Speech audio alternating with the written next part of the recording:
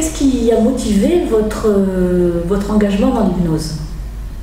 Alors, d'abord l'intérêt et la curiosité, et puis la demande des patients aussi.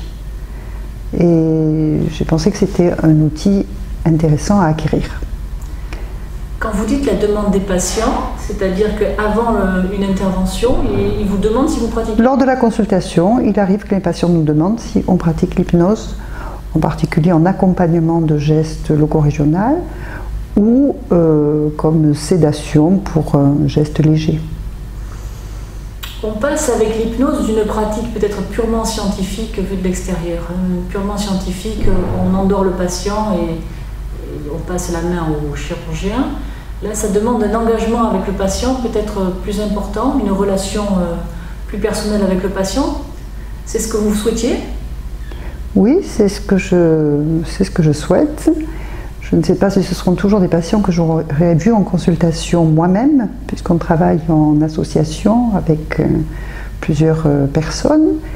Mais je pense que si les gens le souhaitent, ou même on peut leur suggérer un mode de relaxation qu'on n'est pas obligé peut-être de nommer hypnose. Vous en êtes donc à l'initiation.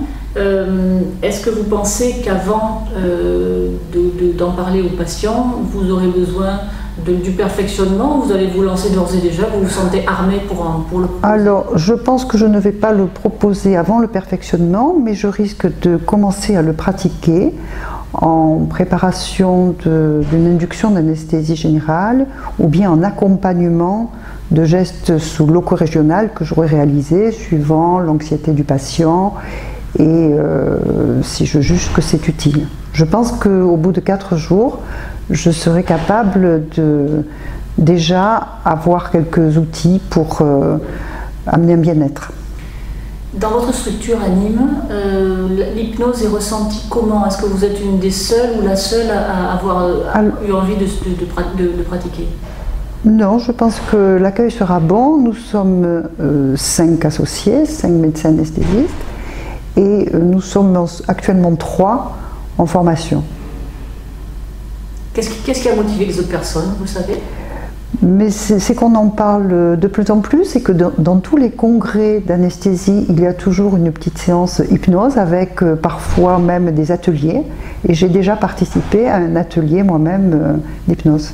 Des patients, c'est-à-dire qu'avant une intervention, ils vous demandent si vous pratiquez? Lors de la consultation, il arrive que les patients nous demandent si on pratique l'hypnose, en particulier en accompagnement de gestes loco-régionaux ou comme sédation pour un geste léger. On passe avec l'hypnose d'une pratique peut-être purement scientifique vue de l'extérieur. Purement scientifique, on endort le patient et on passe la main au chirurgien.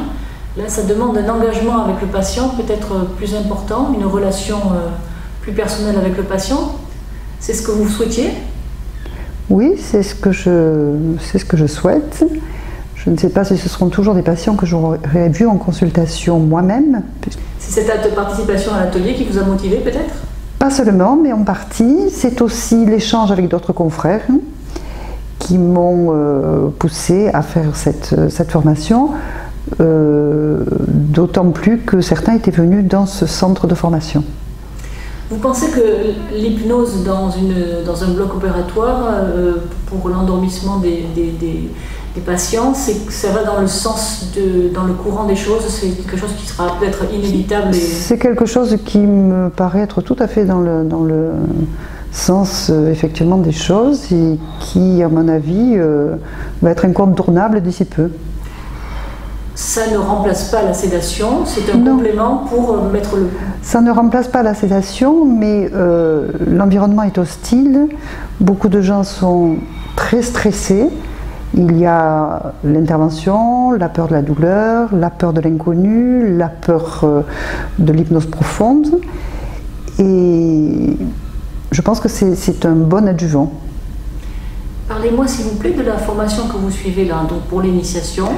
Ça répond à vos attentes. Comment ça se passe pour vous? Ça se passe très bien, ça ne se passe pas comme je pensais que ça se passerait.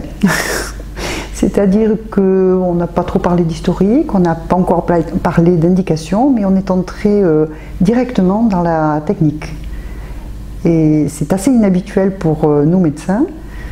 On apprend d'abord la théorie, on apprend les indications et on finit toujours par la thérapeutique. Et là, de commencer d'emblée par l'apprentissage pratique, c'est très intéressant et très stimulant.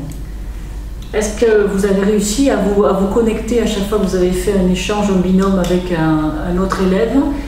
Comment ça s'est passé pour vous? Ça s'est bien passé avec parfois des résultats étonnants, c'est-à-dire que quand j'étais opérateur, je n'étais pas sûre que mon sujet soit très réceptif, soit dans la suggestion activement, et j'ai eu la surprise à plusieurs reprises de voir qu'il était beaucoup plus que ce que j'aurais imaginé.